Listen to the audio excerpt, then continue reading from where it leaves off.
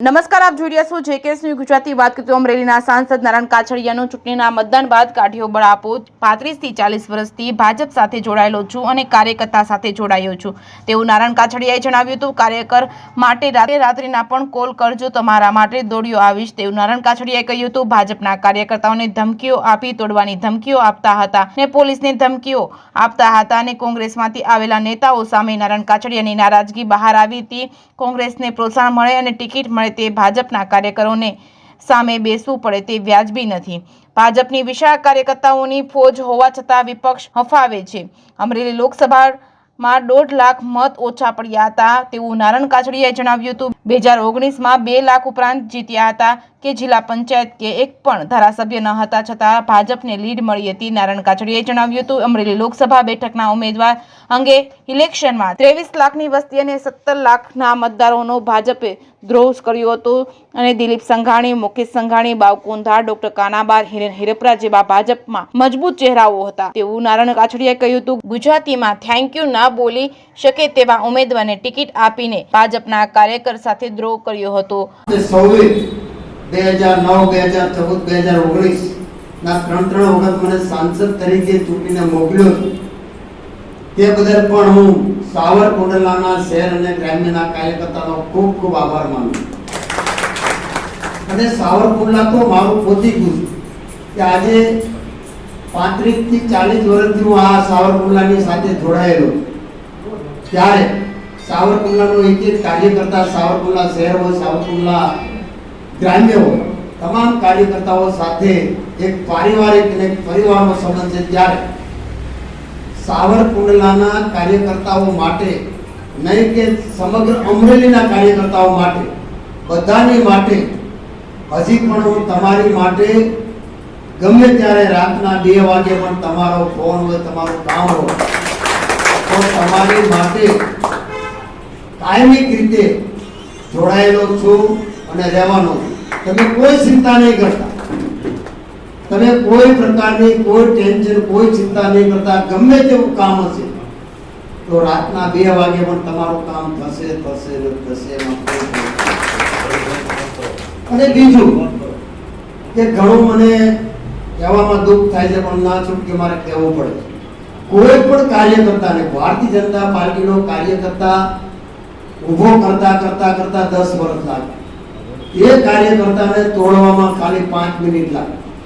તો આવી કોઈ પણ કાર્યકર્તાને તોડવાની કોશિશ ન કરે, કોઈ પણ ધમકી આપીને, કારણ કે કાર્યકર્તાની પાછળ અમે બેઠા છીએ. એટલે ભારતીય જનતા પાર્ટીના કાર્યકર્તાને ચિંતા કરવાની જરૂર નથી. ઘણાને ધમકીઓ આપતા હતા, આમ નહીં કરો તો આમ કરી નાખશું, આમ નહીં કરો તો આમ કરી નાખશું, આમ નહીં કરો તો તમને આમ કરશું, તમને પોલીસ. આ જિલ્લામાં પોલીસ છે ને એની અમને ખબર છે કે બધી અમારા તાકાત છે. એટલે પોલીસની ધમકી મહેરબાની કરીને કોઈ કાર્યકર્તા નહીં આપવાનું.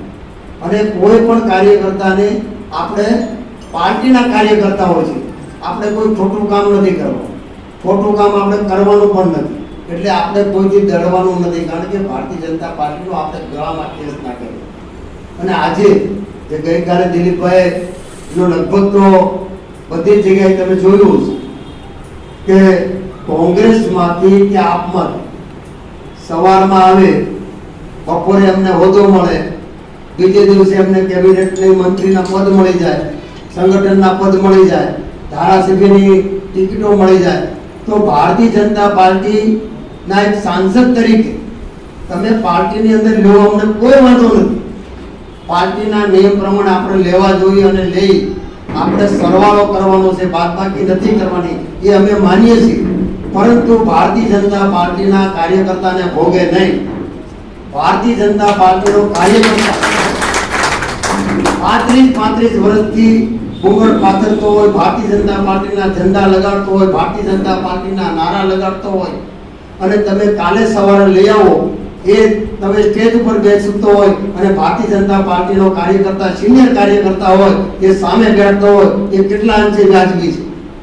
અને ભારતીય જનતા પાર્ટીના કોઈ પણ કાર્યકર્તાને સાઇડલાઇન કરી અને કોઈને તમારે હોદ્દો કે તમારે પદ આપવું, જે કાલ સવારે આવતા હોય, એમના માટે તો ક્યારેય અમે સ્વીકારી ન શકીએ. કારણ કે અમે જેમ દૂધમાં સાકર ભળે એમ ભળી જાવ, એમાં અમને વાંધો પણ નથી. પણ ભારતીય જનતા પાર્ટીનો કાર્યકર્તા છે, જૂનો કાર્યકર્તા છે, જે અડેખમ કાર્યકર્તા છે, એને ક્યારેય અન્યાય ન થાય. કારણ કે આજે આપણી સત્તા છે, આપણી રૂલિંગ પાર્ટી છે, અને આપણે રૂલિંગ પાર્ટીમાં હોવા છતાં આપણી માટે આટલી મોટી ફોજ છે, છતાં પણ આપણે સામે પક્ષે કશું નથી, એક પણ કાર્યકર્તા નથી, એક પણ નેતા નથી, એનું કોઈ નેટવર્ક નથી, એમની આગળ કોઈ સત્તા નથી, છતાં પણ આપણને હંફાવે છે. તો એમની પાછળનું પણ કંઈક કારણ છે. એમની પાછળનું પણ કંઈક કારણ છે કે આટલી મોટી આપણી પાસે વિશાળ કાર્યકર્તાઓની ફોજ છે, આપણી પાસે આટલી મોટી સત્તા છે, આપણી પાસે બધી જ વ્યવસ્થાઓ છે, છતાં પણ આજે વિપક્ષ આપણને અંભાવી દે ત્યાં સુધી આપણે ઇલેક્શનમાં આપણે જોઈએ છીએ. તો એની પાછળ આજે કાર્યકર્તા જે આ ઇલેક્શનની અંદર ખાલી અમરેલી લોકસભાની અંદર 1.5 લાખ મત ઓછા પડ્યા છે. અમરેલી લોકસભામાં 1.5 લાખ મત ઓછા પડ્યા છે. એનું કારણ છે કે મતદારોની નિરસતા, કાર્યકર્તાઓની ઉદાસીનતા, અને ઉદાસીનતા અને નિરસતા એટલા માટે કે આજે તમે જે કંઈ કરી રહ્યા છો એ પાર્ટીથી ખરેખર કાર્યકર્તાને નારાજ કરીને કરી રહ્યા છો. આજે આવડી મોટી ફોજ આપણી પાસે છે. ત્યારે આપણે 2019માં આપણી પાસે જિલ્લા પંચાયત નહોતી, એક પણ તાલુકા પંચાયત નહોતી, એક પણ નગરપાલિકા નહોતી, એક પણ ધારાસભ્ય નહોતો, છતાં પણ આપણે 2 લાખ કરતા વધારે મતથી જીત્યા હતા. 80,000 મત કોંગ્રેસના ધારાસભ્યોની લીડ કાપી અને આપણે 2 લાખ ને 1,000 જીત્યા હતા. તો આપણે 3 લાખ મતથી આપણે જીત્યા હતા. તો આજે આપણે આ પરિસ્થિતિ આપણે આવી છે, એની પાછળનું પણ કંઈક કારણ છે. સાહેબ, 3 વાર પાર્ટીએ મને ટિકિટ આપી, હું પાર્ટીનો આભારી છું, મને કોઈ રંગ નથી. પરંતુ તમે જે સિલેક્શન કર્યું છે ને, કે તમે અમરેલીની 23 લાખની વસ્તી અને તમે 17.5 લાખ મતદારોનો દ્રોહ કર્યો છે. ભારતીય જનતા પાર્ટીએ દ્રોહ કર્યો છે. દિલીપ સંઘાણી હતા, મુકેશ સંઘાણી હતા, ડોક્ટર કાનાભાઈ સાહેબ હતા, બાબુભાઈ ઉદાણ હતા, હિરેન હેરપરા હતા, કેશુભાઈ નાકરાણી હતા, કેટલા ભારતીય જનતા પાર્ટીમાં મજબૂત ચહેરાઓ હતા. તો તમારે સામાન્ય જે વાત ન કરી શકે, ગુજરાતીમાં પણ એક ઇન્ટરવ્યુ ના આપી શકે, જે બોલી ન શકે, એવી વ્યક્તિને તમે ટિકિટ આપી અને ભારતીય જનતા પાર્ટીના કાર્યકર્તાને તમે દ્રોહ કર્યો છે. તેમાં મને કહેવામાં જરા પણ યતિશોક્તિ નથી. અને આવનારા સમયમાં સમગ્ર જિલ્લાના કાર્યકર્તાનો હું અહીંથી મેસેજ આપું છું સાવરકુંડલાથી, કે તમારો નામચંદ નારાયણ કાછડિયા અત્યારે હજી પણ જીવે છે તમારી માટે, અને ભારતીય જનતા પાર્ટીના કાર્યકર્તા માટે છેલ્લા શ્વાસ સુધી હું લડી લેવાના છું. છેલ્લા શ્વાસ સુધી. એટલે કોઈ કાર્યકર્તાએ મૂંઝાવાનું નથી. હું તમારી સાથે છું અને રહેવાનો છું. આટલી જ વાત કરવી છે. અને દિલીપભાઈ સંઘાણી જે આજે ઇફકોના મોટામાં મોટી વિશ્વની જે સંસ્થા છે એના ચેરમેન બન્યા છે, એમના માટે આપણે સૌ સાથે મળી અને ફટાકડા ફોડી અને એમને ચેરમેન પદને આપણે આવકારીએ. આટલી જ વાત કરવી છે. આજે અમરેલી જિલ્લાનું ગૌરવ અને ભારતીય જનતા પાર્ટીના વરિષ્ઠ નેતા દિલીપભાઈ સંઘાણી સાહેબ વિશ્વની મોટામાં મોટી સંસ્થા એટલે કે ઇફકોના ચેરમેન તરીકે આજે બિનહરીફ જ્યારે પ્રમુખ તરીકે ચૂંટાયા ત્યારે અમરેલી જિલ્લાના અને સાવરકુંડલા શહેર અને તાલુકાના તમામ કાર્યકર્તાઓ એમને ખૂબ ખૂબ હૃદયથી શુભેચ્છા અને શુભકામના પાઠવે છે. અને વિશ્વની મોટામાં મોટી સંસ્થા ઇફકો જ્યારે એમના ચેરમેન પદ બનવું, અને એ અમરેલીના એક વ્યક્તિ એટલે કે દિલીપભાઈ સંઘાણી સાહેબ, જે અમરેલીનું નહીં, ગુજરાતનું નહીં, પણ સમગ્ર ભારત અને વિશ્વનું જ્યારે સહકારી નેતૃત્વ કરી રહ્યા હોય ત્યારે ખરેખર અમરેલી જિલ્લાને ગૌરવ લેવું જોઈએ કે અમરેલી સહકારી ક્ષેત્રના કોઈ ભીષ્મ પિતામહ તરીકે જો કોઈ કામગીરી કરી રહ્યો હોય તો એનું નામ દિલીપ સંઘાણી છે. તો હું દિલીપભાઈ સંઘાણીને એક અમરેલીના સાંસદ તરીકે ખૂબ ખૂબ હૃદયથી શુભેચ્છા અને શુભકામના પાઠવું છું. બોલ્યા છે દિલીપભાઈ વિશે, દિલીપભાઈ જે ઈલું બોલ્યા છે એમાં દિલીપભાઈ જરા પણ ખોટા નથી. એટલા માટે કે ભારતીય જનતા પાર્ટીની અંદર જે વર્ષોથી જે કામ કરી રહ્યા છે જે કાર્યકર્તાઓ, એમની જગ્યાએ જ્યારે તમે સવારમાં કોઈ પણ પાર્ટીના કાર્યકર્તાઓને ભારતીય જનતા પાર્ટીમાં પ્રવેશ આપો, બપોર પછી એમને પદ આપો અને બીજેથી એમને ટિકિટ આપો, એ ખરેખર એ મને તો પસંદ નથી. એટલા માટે કે ભારતીય જનતા પાર્ટી એક એવી પાર્ટી છે કે એમની આગળ કાર્યકર્તાઓની ફોજ છે, એમની પાસે આટલા ટાઈમથી સત્તા છે, છતાં પણ જે આજે લોકસભાની ચૂંટણીની અંદર સમગ્ર ગુજરાતમાં જે મતદારોમાં નિરસતા અને જે કાર્યકર્તાઓમાં ઉદાસીનતા હતી એનું કોઈ કારણ હોય તો ભારતીય જનતા પાર્ટીની કાર્યકર્તાઓની જે અવગણના થતી હતી એ મેં નજરે જોઈ. વિદ્રોહ થયો છે ઉમેદવાર એટલે ઉમેદવારનો રોહ પછીની બાબત છે, પણ જે તમને કહું કે આજે વર્ષોથી કામ કરતા હોય એ કાર્યકર્તા ઓડિયન્સમાં બેઠા હોય અને જે ગઈકાલે જે ભારતીય જનતા પાર્ટીમાં આવ્યા હોય એ ભારતીય જનતા પાર્ટીને અને પુષ્કળ ભારતીય જનતા પાર્ટીના નેતાઓને બેફામ રીતે વાણી વિલાસ કર્યો હોય એ સ્ટેજ ઉપર બેઠા હોય ત્યારે ભારતીય જનતા પાર્ટીના કાર્યકર્તાની આંતરડી કકળતી હોય છે કે આ લોકોની અમે ગાળો ખાધી છે, આ લોકોના અમે માર ખાધા છે, એ આજે સ્ટેજ ઉપર બેઠા છે અને અમે સામે બેઠા છે. આ કાર્યકર્તાની નારાજગી હતી, અમારી આગળ વાત આવતી હતી ત્યારે અમે પણ દુભાતા હતા કે ખરેખર ભારતીય જનતા પાર્ટીના કાર્યકર્તાની વાત 100% સાચી છે. ભારતીય જનતા પાર્ટીમાં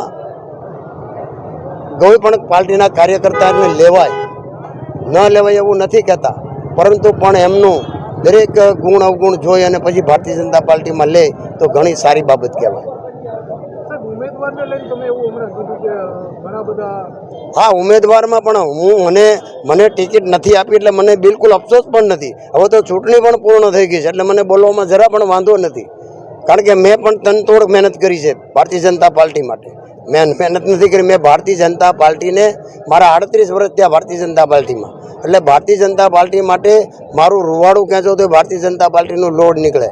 એટલા માટે કે આજે તમને કહું ઘણા જિલ્લામાં એવા નેતા હતા કે જેમ ટિકિટ માગી હતી અને લાઇનમાં હતા, એમને ટિકિટ નહીં આપવાથી આજે ભારતીય જનતા પાર્ટીનો કાર્યકર્તા એક કોંગ્રેસની આગળ કશું નથી અમરેલી જિલ્લામાં, છતાં પણ આજે એટલું બધું તમને કહું કે ભારતીય જનતા પાર્ટીના કાર્યકર્તાઓને અને નેતાઓને મહેનત કરવી પડી છે આ ચૂંટણીમાં. કારણ કે ઉમેદવારની કમ્પેરિઝનમાં દરેક લોકો એવું કહેતા હતા ગામડાના અંદર અને કાર્યકર્તાઓમાં કે ભાઈ તમે આ પરિસ્થિતિ આવી કેમ નિર્માણ કરી, ત્યારે ખરેખર એક કાર્યકર્તાઓમાં નિરસતા હતી અને મતદારોમાં પણ નિરસતા હતી. એનું તમને ખ્યાલ છે કે સમગ્ર ગુજરાતમાં ઓછામાં ઓછું મતદાન થયું હોય તો એ અમરેલીમાં થયું છે અને ગયા વખત 2019 કરતાં આજે 1.5 લાખથી ઓછું મતદાન અમરેલી જિલ્લામાં થયું છે લોકસભામાં. એ પણ એક સૂચક બાબત છે. 1.5 લાખ ઓછું મતદાન થયું, એનાથી ગેરફાયદો કે ફાયદો કાંઈ? ગેરફાયદો લીડમાં અમને ગેરફાયદો થાય, બાકી જીતીએ છીએ ભારતીય જનતા પાર્ટી જીતવાની છે, એમાં કોઈ બેમત નથી, કોઈ બેમત નથી. ભારતીય જનતા પાર્ટીનો ભરતભાઈ સુતરિયા જીતવાનો જ છે, પણ જે માર્જિંગ હતું એ માર્જિંગ અમારું અત્યારે જે અમારો ટાર્ગેટ હતો એ ટાર્ગેટ અમે નહીં પહોંચી શકીએ. નારણ કાછડિયાએ નિવેદનો આપ્યા છે, તેને લઈને ડોક્ટર ભરત કાડામારે જણાવ્યું હતું કે તમામ નિર્ણયો બાદ ભારતીય જનતા પાર્ટી દ્વારા ઉમેદવારોની નિમણૂક કરતી હોય છે. આ વખતે પાર્ટીને મિસગાઈડ થઈ હોય અને કંઈક ને કંઈક જગ્યાએ પાર્ટીએ ઉમેદવારની પસંદગીમાં પાર્ટીને થાપ ખાધી હોય તેવું બન્યું હતું. જે પ્રકારનો વિરોધ ગુજરાતમાં જોવા મળ્યો છે, આ ઘટનામાં ભારતીય જનતા પાર્ટીના ઇતિહાસમાં પહેલીવાર બની છે. અગાઉ કોઈ કાર્યકર્તા કે આગેવાન ભારતીય જનતા પાર્ટીના આ પ્રક્રિયા સામે કોઈ આવ્યો નથી. પછી કોઈ પોતાને માફ ન આવે અને અથવા તો ગમતો ન હોય તો પણ ભૂતકાળમાં સ્વીકાર કરે છે. આ વખતે આ બધું બની રહ્યું છે ત્યારે નારણ કાછડિયાએ પોતાનું વ્યક્તિગત અભિપ્રાય ચોક્કસપણે ખુલીને વ્યક્ત કર્યો હતો. ઉમેદવારની ક્વોલિટી બાબતે અને ગુણવત્તા બાબતે હવે ચૂંટણી પૂરી થઈ ગઈ છે તો વિષય ઉપર કેવું એ બરાબર ન ગણાય. હવે આ મુદ્દા ઉપર વધુ ટીકા ટિપ્પણી કરવું એ મને યોગ્ય નથી લાગતું તેવું ભરત કાનાબારે જણાવ્યું હતું. એટલે ભારતીય જનતા પાર્ટીમાં ચૂંટણીના ઉમેદવારની પ્રક્રિયા બહુ મજબૂત છે. રોબુસ્ટ સિસ્ટમ કહેવાય ને, નીચેથી કાર્યકર્તાઓનો ફીડબેક લેવાય, હોદ્દેદારોના પણ અભિપ્રાયો લેવાય, સંકલન થાય, આ બધી પ્રોસેસને અંતે ઉમેદવારો નક્કી થતા હોય છે. પણ આજે પાર્ટી વિશાળ બની છે, અનેક લોકો પાર્ટીમાં નવા સક્રિય થયા છે, અનેક લોકો કોંગ્રેસમાંથી પણ આવ્યા છે, એટલે સામાન્ય રીતે હરીફાઈ પણ તીવ્ર છે, કોમ્પિટિશન છે, મહત્વાકાંક્ષા પણ હોય બધાને. એટલે ક્યાંક ને ક્યાંક રજૂઆતોમાં અથવા અપાતા નિર્ણયોના અભિપ્રાયમાં પાર્ટી ક્યાંક એને મિસગાઈડ થયું એવું બની શકે ને એને કારણે ઉમેદવારોની પસંદગીમાં પાર્ટીએ થાપ ખાધી હોય એવું બને અને એને કારણે નાનો મોટો વિરોધ ઘણી બધી જગ્યાએ આ વખતે ગુજરાતમાં જોવા મળ્યો. આ મને લાગે ભારતીય જનતા પાર્ટીના ઇતિહાસમાં પહેલીવાર બની રહ્યું છે. અગાઉ કોઈ દિવસ ભારતીય જનતા પાર્ટીનો કાર્યકર્તા કે કોઈ આગેવાન આ પ્રક્રિયા સામે ક્યારેય આવ્યો નથી. પછી ઘણીવાર પોતાને માફક ન આવે અથવા ગમતો ઉમેદવાર ન હોય તો પણ સ્વીકારી લીધેલો છે ભૂતકાળમાં. આ વખતે આ બધું બની રહ્યું છે. નારણભાઈએ કદાચ એનો પોતાનો વ્યક્તિગત અભિપ્રાય ચોક્કસપણે આમાં ખુલીને આજે વ્યક્ત કર્યો છે. ઉમેદવારોની ક્વોલિટી બાબતમાં કે એની ગુણવત્તા બાબતમાં હવે મને લાગે જ્યારે ચૂંટણી પૂરી થઈ ગઈ છે ત્યારે વધારે કશું કહેવું એ બરાબર ન ગણાય. અબ પછતાએ ક્યાં જબ ચીડિયા ચૂક ગઈ ખેત, આખો પ્રોસેસ જ પૂરી થઈ ગઈ છે. એટલે મને લાગે આના ઉપર વધારે હવે કંઈ ટીકા ટિપ્પણ કરવું મને નથી લાગતું યોગ્ય.